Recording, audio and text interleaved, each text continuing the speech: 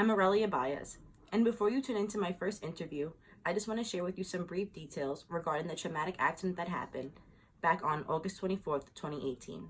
My cousin Dayna and her husband Chris were attending their friend's wedding in Colombia. The day before their wedding, they were hanging out on a boat with their friends, listening to music, having a great time. Unfortunately, that great time came to an end when Chris became badly injured. Chris dove off the boat into an area that no one was aware that it was shallow. Chris now suffers from a spinal cord injury.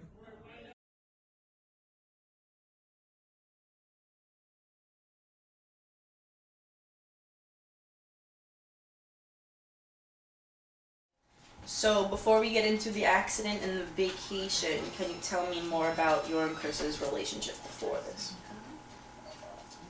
We met August 24th, 2003. We've been married for 2 years. September 17th just made 2 years. We have a beautiful 1-year-old daughter, Emma. We have a fur baby. And we just became homeowners. So yeah, life was right on track for us. So what made you go to Colombia? What was the reason for being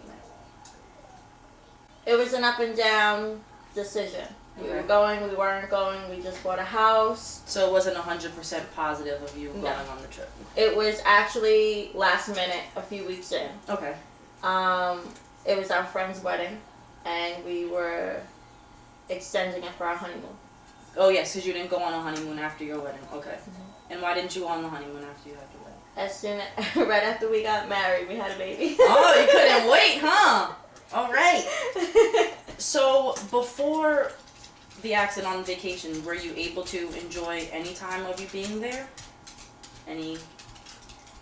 We got there August 22nd. I want to say late afternoon. We had August 23rd to hang out, which we went on a party bus. We went to a club after, and the morning of August 24th, which would be our dating anniversary, we made 15 years that day. That was the day that we went on the party boat. It's marriages that don't even last that long. Gotta find them. So I know it's hard to get into, but let's jump right into it. So, how did this whole situation happen?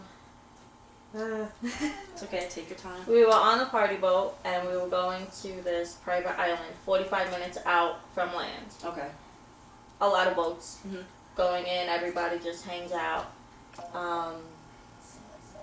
And of course, my husband is like a fish in the water. Of course. So he was the first one to jump in and the last one to jump in. So before the last jump, he had jumped in. He had dove in, and of course I'm like, don't stop, Nervous, whatever. And 5 minutes before leaving, everybody got on the boat. I was sitting in my seat, and him and the guys decided to take one last jump, and he was the last one to jump off and the last one to come back on. So, as you seen that he wasn't coming up, did someone go down there? Did he float up? What precautionary? I was sitting with my back, so I didn't know what was going on. I'm usually the clingy wife, like, oh, yeah, come over here.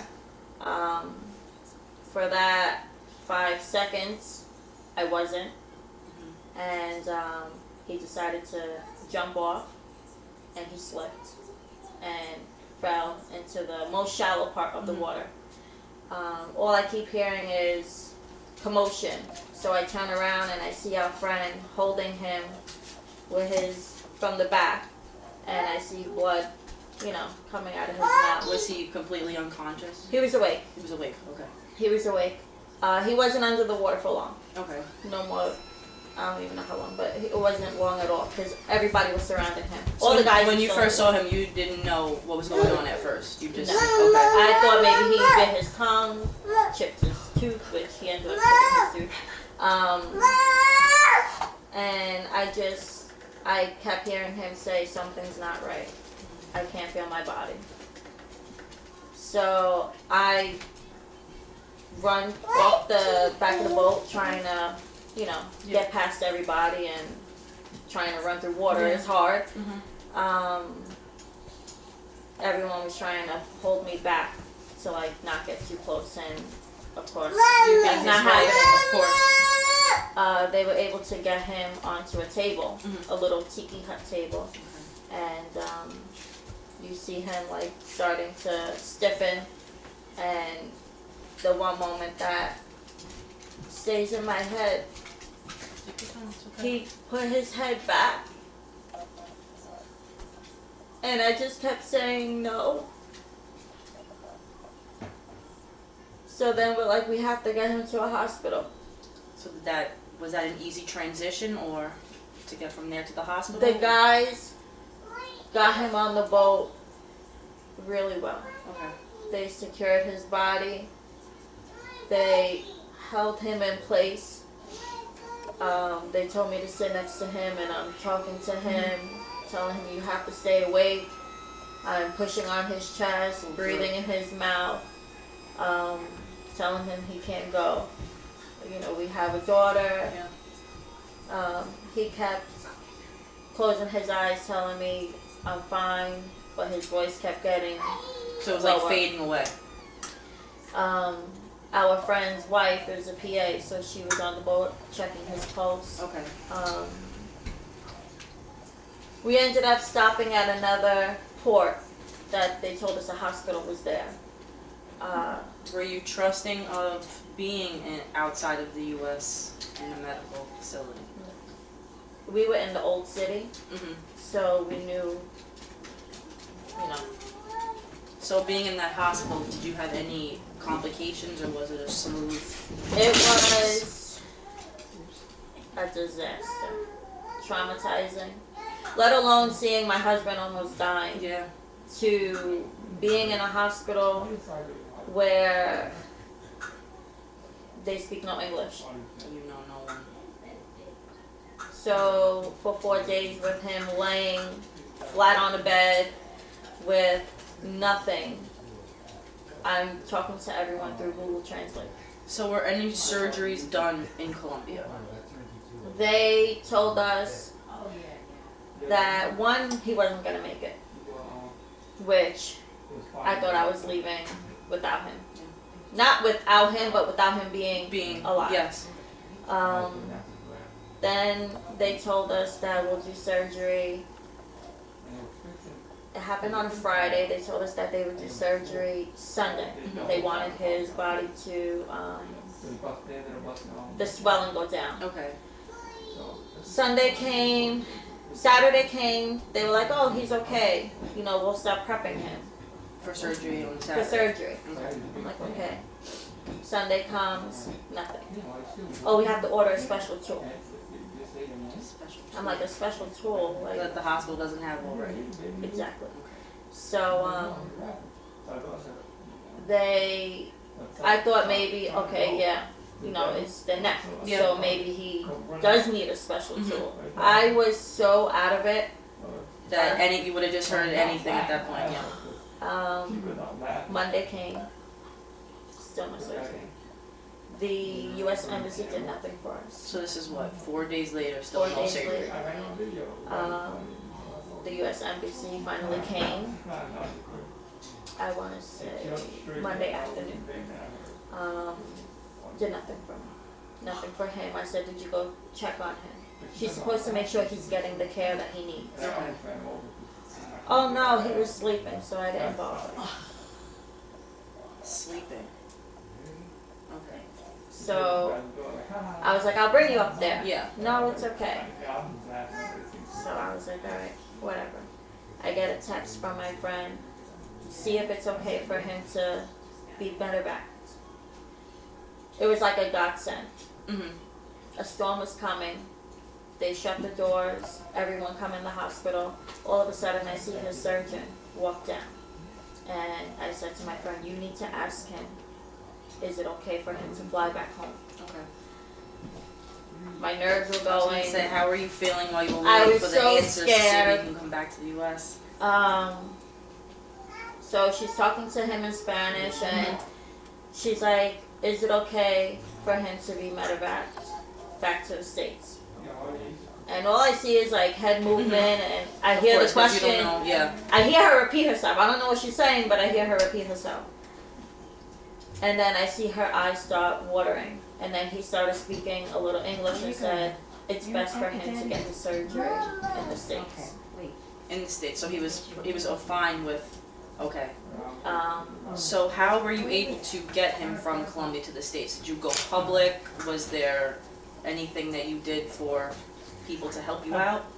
I don't know much Mm-hmm. what happened back home. Okay. We had a lot of friends and family working on getting him home. All I know is that they had a medevac on standby, Okay. 24-hour standby. They rescued us the next day at 2 o'clock. How did it feel that you were Oh coming my back God. to the States?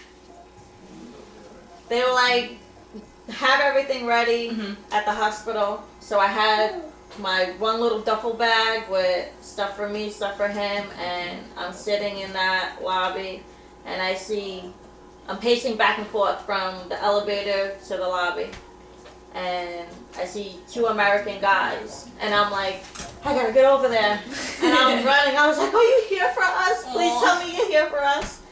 And they're like, Cruz? I'm like, yes. Oh my gosh. I was like, I'll show you. So I took one up the stairs and the other one went up the elevator.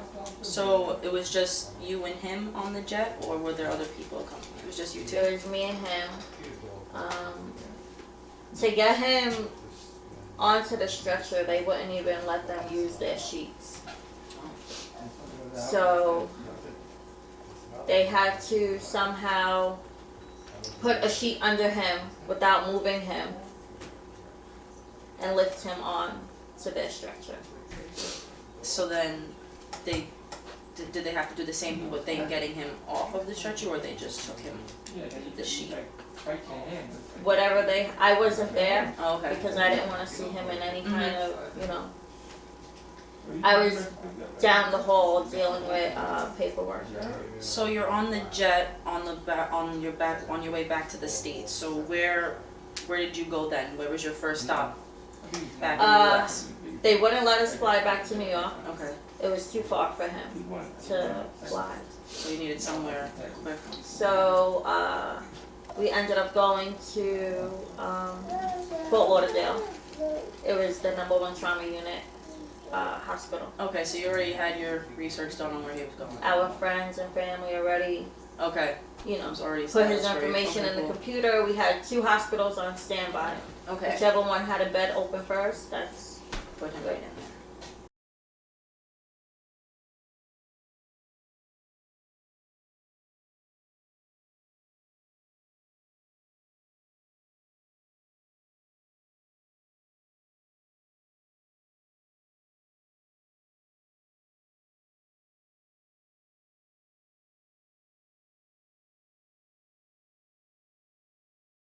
Okay, so you're back in the US, you're at his new hospital in Fort Lauderdale, Florida. So when he first gets there, is it medical attention right away, or yes. so as soon as you got there? As soon as we got medevac, I had to go through customs again because we came from Colombia. Okay.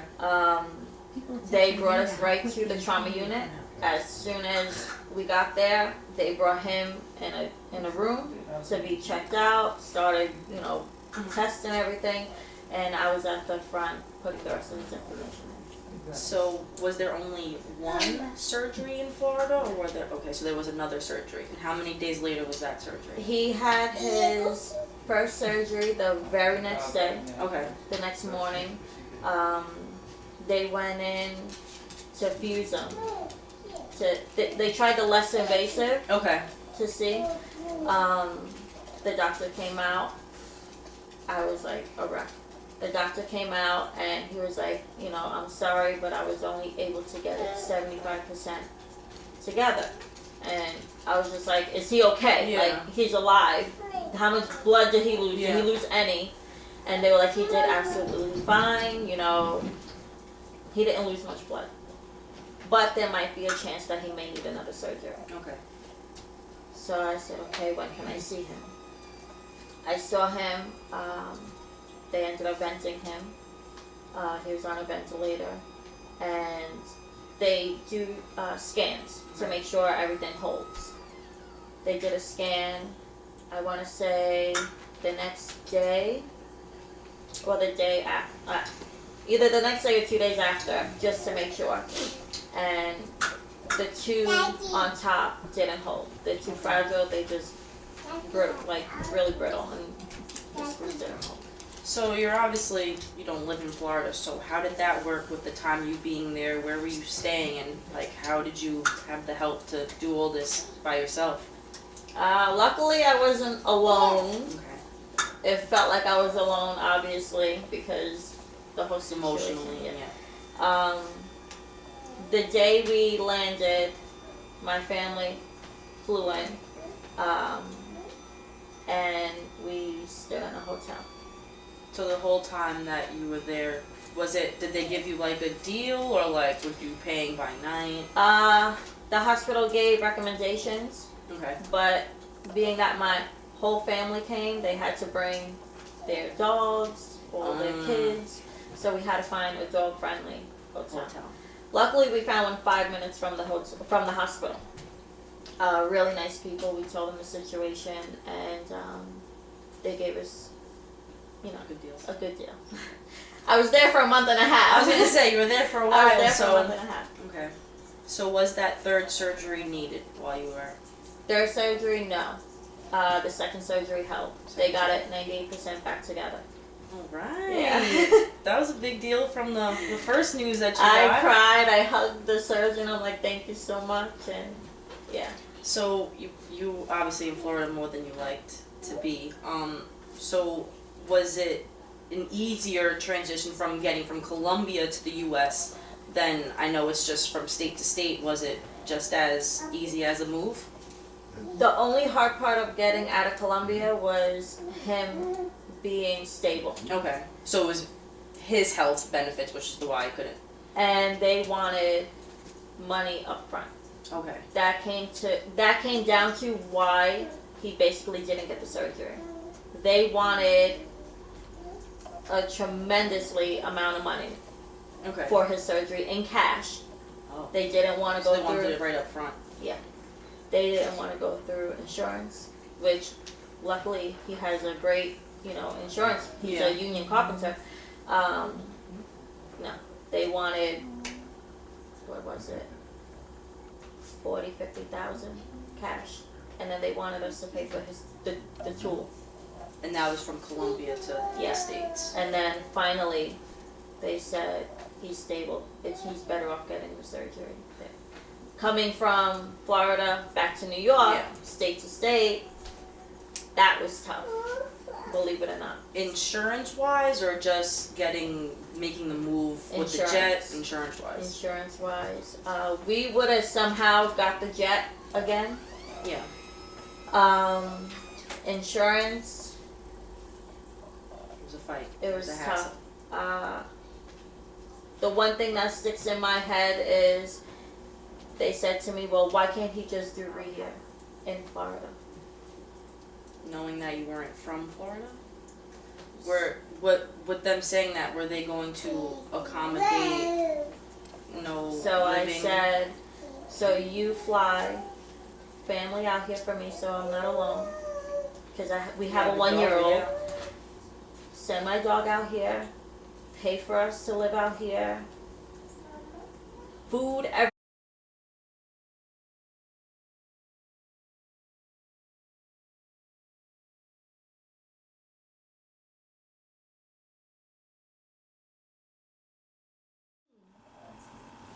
So, do you work? So financially, how does it impact you guys now with everything? All the extra payments and stuff like that. How do you keep yourself Going? Yeah.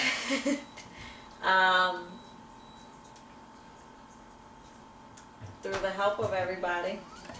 The GoFundMe, the fundraisers. And what, because obviously this is of course it's difficult on him, but it's extremely a lot of weight on your back and difficult on you. What keeps you like motivated? What keeps you strong? Like, I got this, I can do this.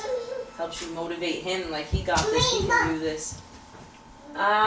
He always told me I was the backbone of the family. I held everything together, and our daughter, she keeps me going. Yeah. And just keeping a positive attitude for him. So, I'm not saying I don't have my moments. Of course. I have to let them out. And I'm sure he does too.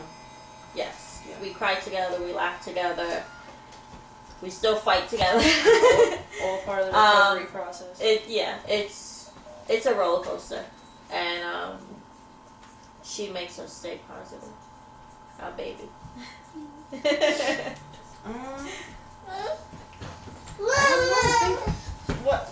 What else? Think of something else. Just is Emma. This Say little, hi. this little sunshine. Go ahead. Go. Okay. So, does her being so young and you having a whole lot to do around the house now, is it super, do you have to It's keep a your lot. patience? It's a lot. I am a wife, a caregiver, and a mother. So to juggle all that in one day, it's a lot. It takes a big toll. That's why when I asked you, you have a job, like, that's 3 jobs. Yeah.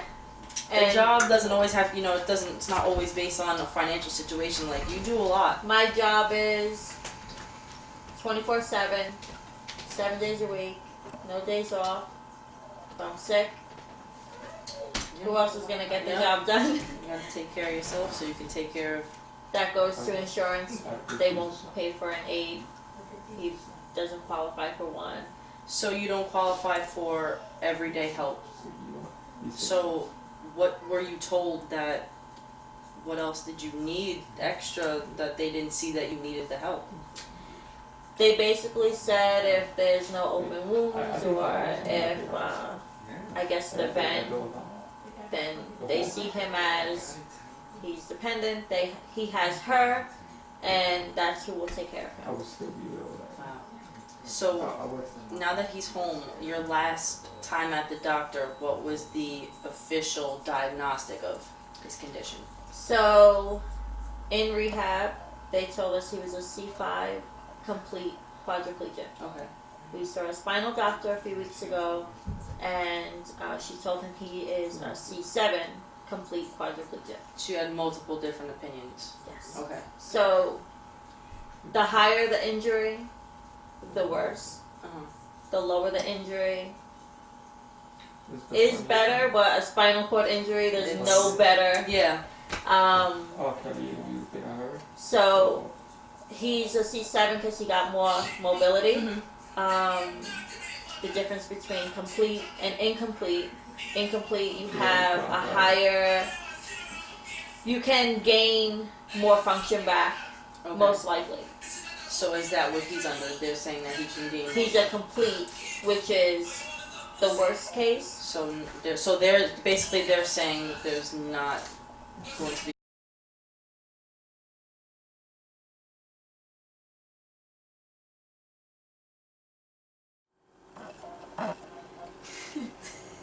Is that camera on right there?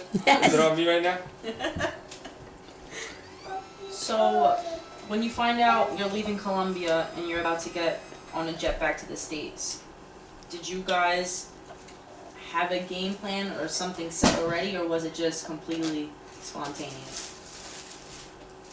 Well, at that point, with everything that went on in Colombia, I had trust issues. Okay. And the only person I really trust is my wife. So, I didn't. I remember her asking me when we arrived in Florida, did I want the same treatment as what we were doing in Colombia, as far as visitation wise. which I didn't want anybody in my room unless my wife was present. And I told her yes, keep everything the same way. Because she was the only one who could calm me down when I got excited. So yes, you felt like she was the only one that could be there for you and how you needed to. That's what Yeah, they she was the only one who could ease my mind up and relax me. Because I was hurt. And I knew I was hurt bad.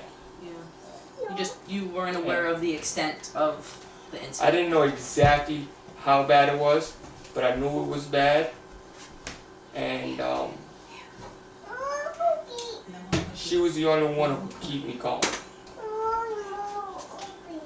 And I didn't want to, every time someone would come in to visit, I would get emotional and excited. You just needed to have it. Because I was scared. Yeah. I didn't think I was going to make it out of this. And there's nothing wrong with having that comfortability either. So, now, did you have any complications surgery-wise that you were aware of?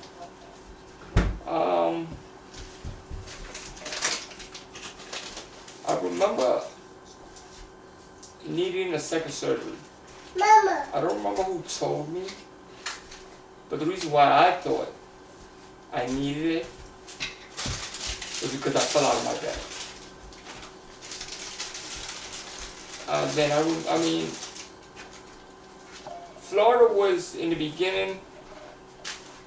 It was a hit and miss for me. I remember certain things. I remember a lot of voices. I remember certain people talking to me, asking me certain questions.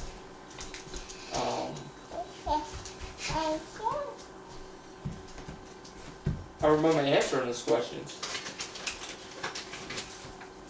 But at a certain point, maybe after my second surgery, is when I don't remember much. So at what point were you aware of your complete condition? Was it in Florida or was it when you got back home? It was in Florida. Okay, so you were in Florida. And what exactly were you told about the state that you were in while you were in Florida? I kind of knew. I was never told in Florida exactly, not by a doctor,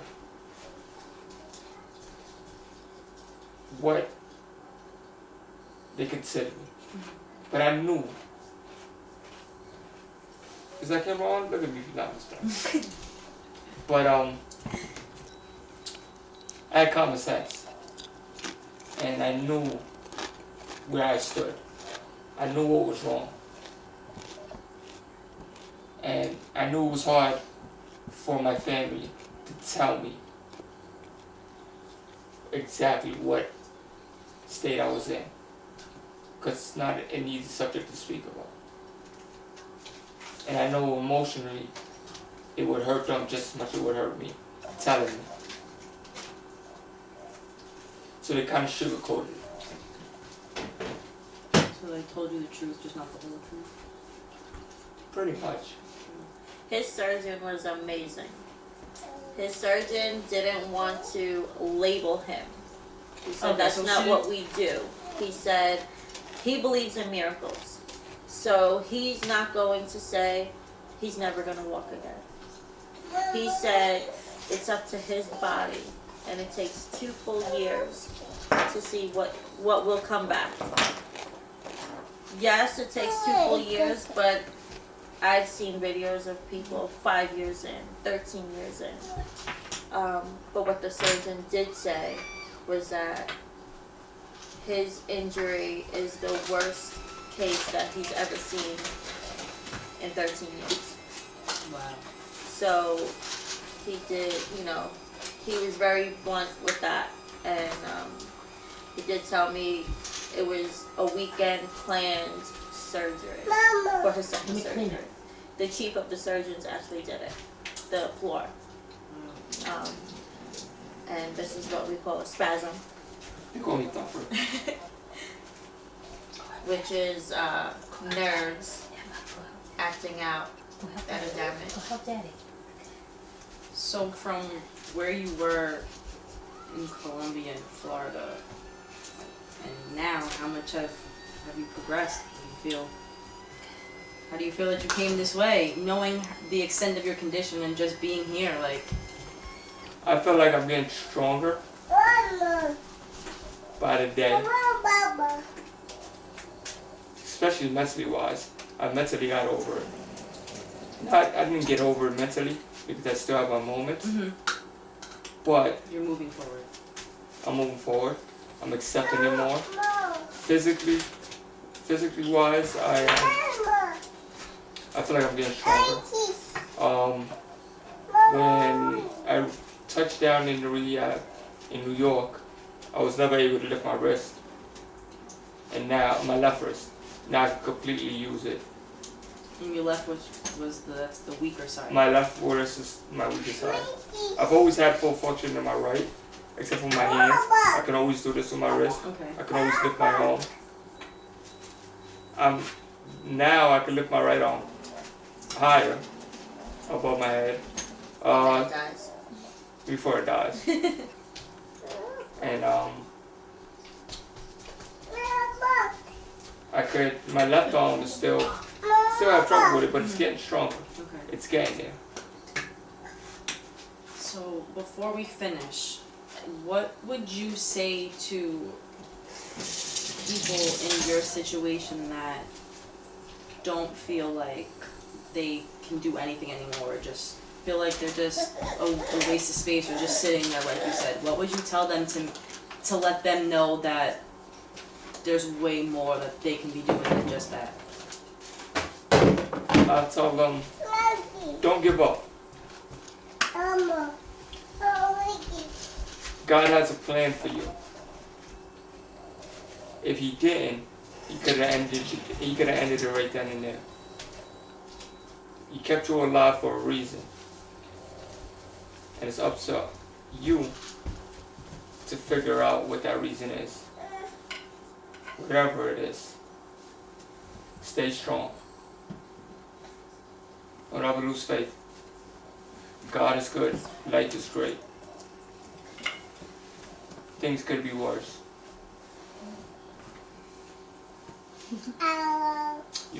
Things could be worse. You couldn't be like you wouldn't if. How do I word this?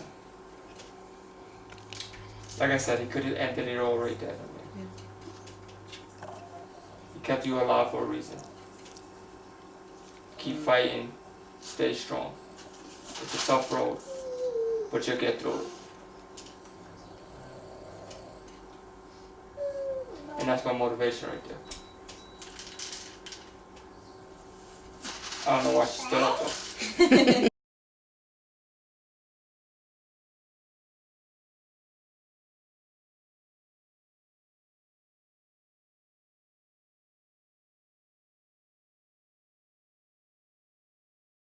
And I thank you guys for letting me be the one to help push your story.